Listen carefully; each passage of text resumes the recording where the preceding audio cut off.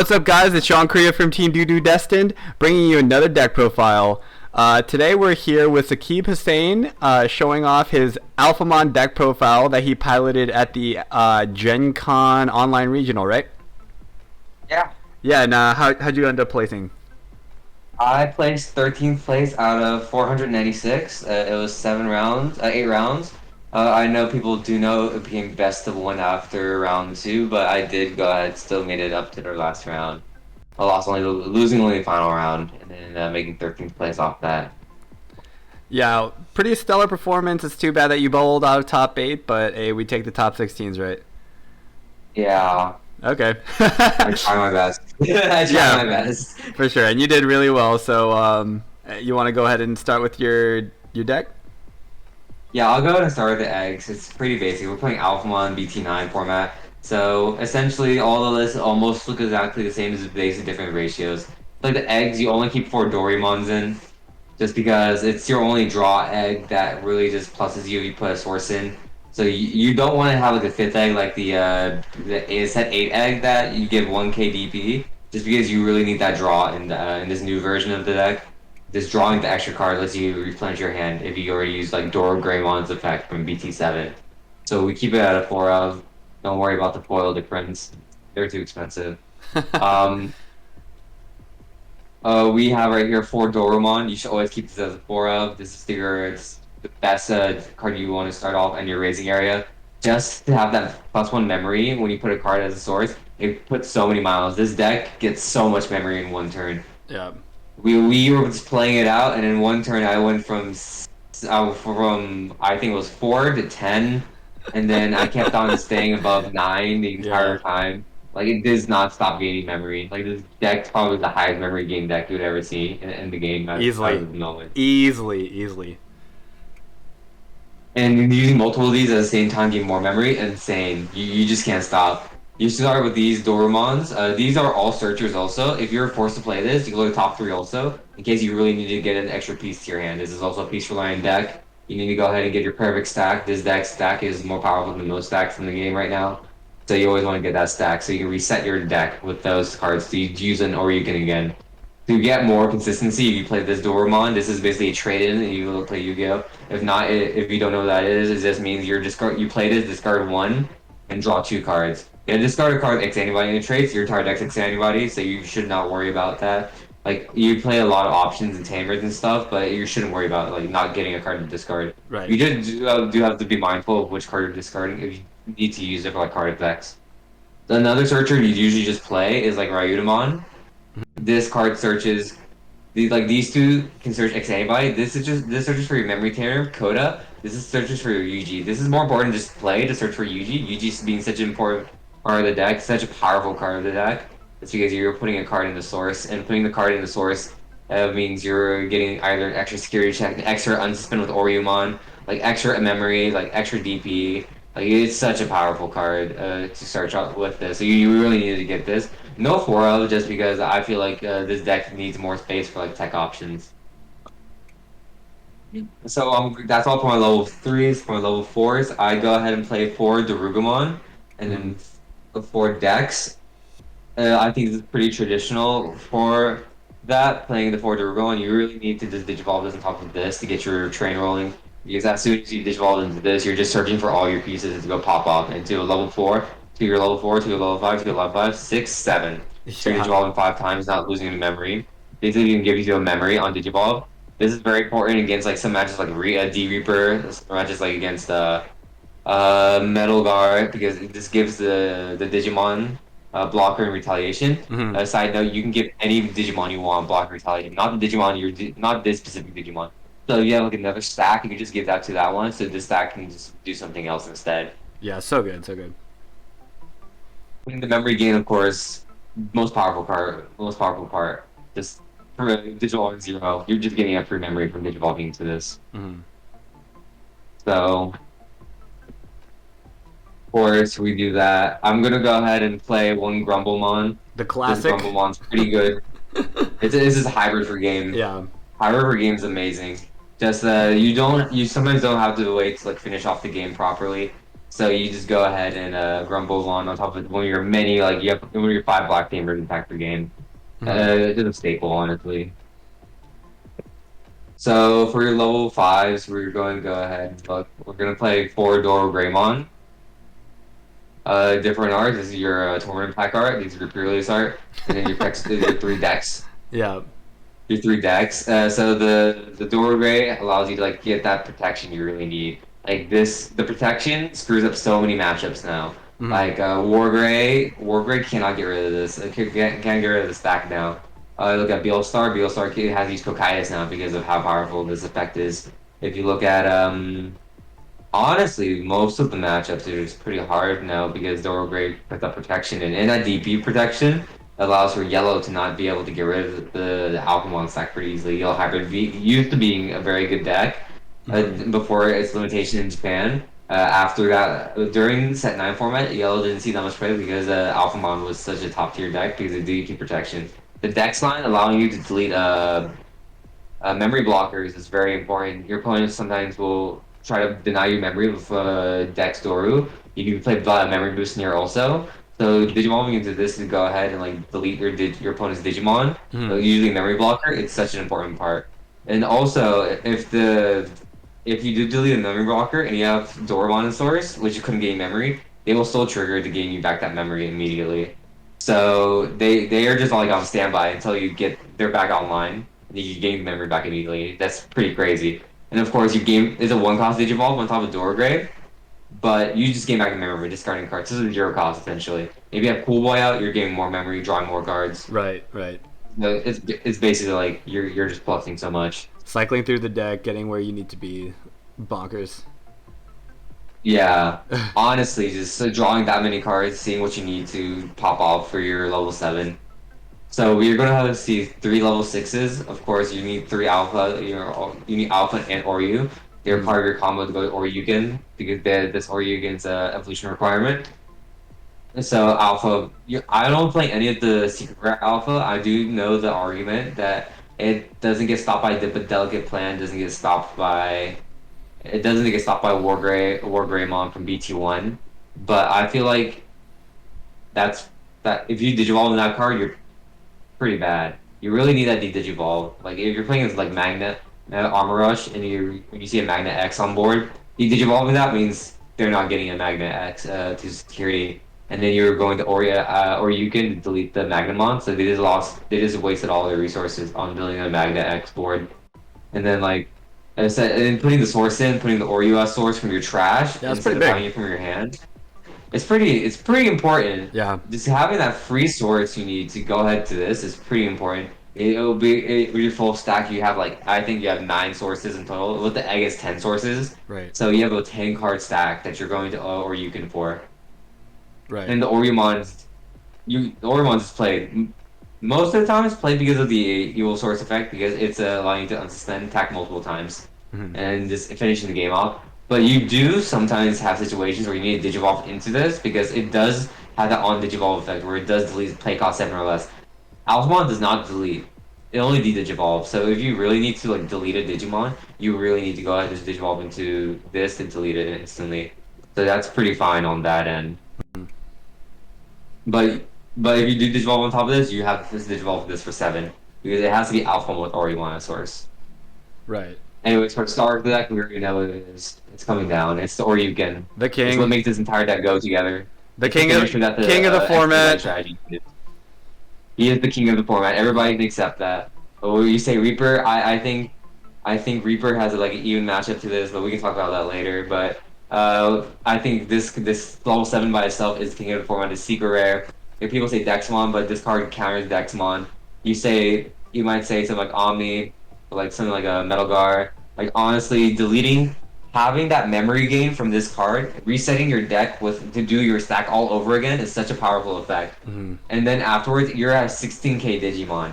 You check this, and if your opponent's playing like Wargrave, or they're playing Gaio, or they're playing like honestly, if they're playing any deck that doesn't have battle protection, they check this security, they're dead. Like only deck that survives is Wargrave if they Digivolve on top of to Metal Gray X. Not usually something. Usually something that'll happen a lot, but they have to worry about this card so much. You have to play around this card in your security, in your hand, and in the deck. Your opponent has to think about this card the entire game. Like, people think that this deck. I heard some arguments about this deck not being that great. You have to be worried about the threat of this card a lot. The Yeah. threat. This card does so much for this archetype being the finisher that it needed now. So keeping it at a 3 of, you need to keep it as a 3 because you sometimes don't draw. I mean, you really need to draw on this deck. So you keep it at a 3. So that's really much it for the Digimon. So we can go ahead and go straight to the Tamers. First up, we have Coda. Coda is your memories tamer. And it's also a tamer that searches. I don't play 3 just because it's still a 4-cost tamer. And like, you can search out Doromon, yes, but you're not usually playing Doromon. You're usually keeping it in your hand to use it as an Evo source effect. So keeping it at a 2, if your opponent checks security, they feel awful now because now you search your top 4 for a card, add to the hand, and it goes to the memory tamer. So now it's like it's like you can check Davis. Yeah, it's always so sad. It's so sad. Yeah, like you just feel like you're just in such a bad advantage stage now just because you check code and security. Yeah. You keep it at a 2 because you still need the memory tamer in this format because if your opponent locks you at 1, you go straight to 3. A lot of people try to keep Alphamon at 1. But as we know, it doesn't work a lot because of our next tamers. You have Yuji, I play at 3. Yuji at a 3 of, insane. I think Yuji is your tamer that helps you finish the game. Putting the Oriyamon as source after your first Oriyamon activated, get that extra unsuspend. That's a game. So break. That's good. a deal breaker for you. Yeah, really. And then you have that egg and raising, and you push it up, and you gain multiple memory, draw multiple cards, and it's a prelude to a cool boy play. So you can draw more cards, gain more memory. This is a push tamer. You need to keep it. I personally say keep it at a 3. 4, I can say I do see people play 4. Yuji for Cool Boy, no Coda. I think you still need a Coda to search. You still search. It searches. This is its draw, so if you don't draw your pieces, you probably won't get it. So keep it at a 3, most likely. So that's probably fine. But then, of course, the best tamer in the deck. We all know this. It's Cool Boy. Broken. It has to be Cool Boy. Yeah. Cool Boy. Like people think like it's easily the best one, bro. This is a 2-cost tamer. This card is a 2-cost searcher for this deck. Yeah. Like, sure, if you like Metal Guard, like Wargray, something like that's the only 2 other decks that would usually play with Cool Boy right now. They usually don't hit with Cool Boy. This deck is only cards that hit with Cool Boy. This card hits any card in the deck, and your dex line is free memory, and you gain more memory with Cool Boys. This card single-handedly makes this deck so much more broken than it should be. Just because you're gaining so much advantage, and it's a 2-cost tamer. So, like, honestly, Cool Boy has to stay at 4 up. People have played, like, 3 of it. I think you need 4. It's a 2-cost tamer. We play for 2 to search top 3. The searcher, yeah. Like, why would you not? Yeah. Yeah, it's a searcher, like, and it stays on board. Like, who would ask for more with this deck? Yeah. So, now it's time for the options. We have our options right here. First, we have, like, the black memory boost. I think you need to play 3. They have that search in the memory is so important. Search top 4 again for 3 costs. Adding more cards. That adds up our search account. That's 10. That's 4. That's 16. This is 19 ways to search off your deck. Almost 2/5 of your deck, 40% of your deck is cards that search for more cards. So you always want to play this so you can just go ahead and like keep on going more and more. And in the memory, it helps you a lot in case you don't hit a tamer because this is security. And +2 memory sometimes makes you go or you can and then finish the game anyway. So we keep that there at a 3-0. Then for our tech options, of course, I play 2 Congo and 1 Breath. The Congo is broken. I don't know how this card's a 2 cost. Yeah. I don't know how this card's a 2 cost. Say your opponent can't attack with 7 costs or less. That's fine. It stops the entirety of the armor rush. They can't attack that turn. It makes Mastermon players sad. Really sad. Oh, and the Mastermon players are so sad because of that security block effect. You can't add card securities. Yellow Purple security control loses when this card's activated. They can't do anything. They lose the game when this card's not activated. They have Oryuken on board. You just scoop it up in his lead. Can't Chaos Degrade. You can't Chaos Degrade. That's the ruling. Yeah. You can't do really anything. Gatekeeper's checked. Oh, you can't recover because this card's on board. So you just have a body on board now. Crazy. And then you have Breath of the Gods. I think this card is necessary. This is like the one card I was thinking about putting up to 2, just because like Hokkaido's Breath is getting a lot more playing this meta now. Mm-hmm. Like this card prevents Hokkaido's Breath from triggering. But Yeah. honestly, I feel like 2 is great, but I see the argument for 1 because you do draw it enough. Like you say is one of, yeah, but bro, this deck draws too much. Yeah, I feel that Like, it could be handy against armors for sure though. I know a lot of armors it's are maybe risk against for. armors because like armors and Imperial Yeah. because they both play Megadeth. Yep. And that should be really it for the deck. All right. Honestly, Nice. that's all I have. It's like around a lot of tamers. This is all tamers, so like that's like what? That's 15 cards that are not Digimon. That's insane. Yeah. No. Well, it looks really awesome. Shout out to the max rarity. That seemed pretty fire. It looks big, expensive. Man has deep pockets, but also lots of skill. It, it it is a very high skill deck. People might say it's a very low skill deck. I don't think so. On the surface it looks like it, but like when you go deep down, you need to know what you're searching for every turn. You need to be confident enough that you want to push it out, and you will draw your pieces. Yeah, You totally have to agree. just be confident. Yeah. This is a confidence-based deck. If you're not confident, you should not play this deck. I Yeah. would say that. You should play decks that are that have like more consistent, like your hands will always like look like the things you want to see. This deck is not for you if you just don't have the confidence to like if your tamers will help you out search for your cards. So Yeah, I agree. Do you remember your matchups at all? I do. So round 1, I played against Magna. Mm-hmm. I won that 2-1. The only reason I lost that was because I lost the first game because the person, a great childster, she was playing from Finland. It was super late for her, but she was playing anyway. She had 4 jamming demons out. I was like, crap. I don't know how you got 4 out immediately, but I Yeah. lose the game. And then I won the next 2 because Congo, to be honest. It's only Congo. Round 2 was the Alpha Mirror match. Alpha Mirror match is so hard. You have to worry about so much. And your opponent can just kill you while you're still trying to set up. Just because you'd be lucky you're searching. I was able to do that, and I won 2-0. Round 3 was start with the best of 1, so unfortunately, we were pretty sad. I did ask most of my opponents for a game 2, and I usually won the game 2, so it didn't matter. So, Nice. I played against round 3 was against Wargrey. Wargrey, I just went ahead. He didn't have the perfect stack. It was only a Alga X to Gray X to a Mel Gray X and to a War Gray X. I was like, oh, that's the first time I see an entire X stack. So it was only 2 checks, and then he couldn't do anything else. It was just And weak sauce, yeah. it was weak stuff. I was able to, and he checked some tamers, and I was able to like delete the War Gray, and he lost the game.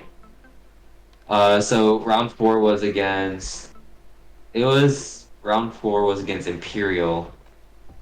It was against Imperial. Oh, that's spicy. Oh, it was yeah, it was Imperial. We were having too much fun. He had the HPD his Stingmon to a Pyro Oh, oh man. It was pretty bad. And that was pretty bad for me too. I had to like try to tackle the door next door gray. No alphas. We were both I was on the ground laughing at the end of that round. We were good friends now actually after that tournament. A great shout outs to him. Round 5 was against Magna again. Mm-hmm. Actually, so it was the Magna match again. I actually won pretty convincingly the one for that game, that one single game. So it's perfectly fine. This D-Digivolve in the Magna X is pretty powerful for the deck. This D-Digivolve in general in this meta, just like having stack effects that are reduced now is pretty powerful. Right. Round 6 was against. Oh, it was against Alpha. It was another Alpha mirror. I did beat him. He just didn't get his stack fast enough, and I did. So like, I can't really say much about like Alpha mirrors just because like it's whoever gets the stacks first. Round 7 was against Metalgar. I did beat him. It was pretty close. Shout out to Tim, of course. And then we talked it out. It was like he was pretty chill. He was in Italy. It was 3 a.m. for him that time. I was like, That's so wild. You're pretty cool for playing 3 a.m. But Yeah, that's a grind. yeah, And then last round, those round days was Metal Guard. That's the only loss I had. I misplayed super badly, discarding a card I shouldn't have and lost the entire game because of it. So unfortunately, I got that loss, and that loss did make me go drop 12 spots because I was undefeated till round 8 to 13th place. That's so So crazy. Yeah. it's very unfortunate, but I mean, I still made top 16. I hope. Like, we don't know the extra prizes yet for Gen Con, so I hope we get something more. But yeah, Nice. Well, that should be all 8 rounds. nice. Sounds like you had a super event-filled day. You got It was any? it was eventful for multiple reasons. Not sometimes joyous, sometimes not. Yeah, hell no, But, man. They said 1 hour lunch break. I said drop. yeah, but I mean, you were about to slap straight sleep, so but don't worry about that. I'm glad you could pull through with it. You got any last minute tips, advice, anything like that for people who are trying to play Alphamon this set? With Alphamon, honestly, this deck, like I said, is a confidence-based deck. You just have to have the brains to know when to just push it out. And not just the brains, you also have the wit. You just also have to trust your luck that you can just draw into what you need immediately. This deck after its first pop up, you'll see that your hand is mostly always options. Like at the end of the game, you usually see more options than Digimons because all your Digimons have went back to the deck from the Oryuken. If you don't see your stack, you always want. If you don't see your Oryuken, you always have to go Alpha and just trust that the Alpha doesn't die. Alpha, you have to just trust in your boy. If he dies, oh well. If you're, just oh well. If you have these old Oryumon, just you do that. There's some ruling checks you have to know. If your opponent does an Ultimate Flare on an Oryuken, it does go through the egg, meaning it'll go past the Oryumon, Oryuken, go past the Dorogramon, and it will go past your level 2 egg right here, and it'll go end at a Oryumon. So you're ending from a level 7 to a level 6. So that's pretty important because now your opponent has still deal with a level 6 that has its own effect that can't be deleted by card effects.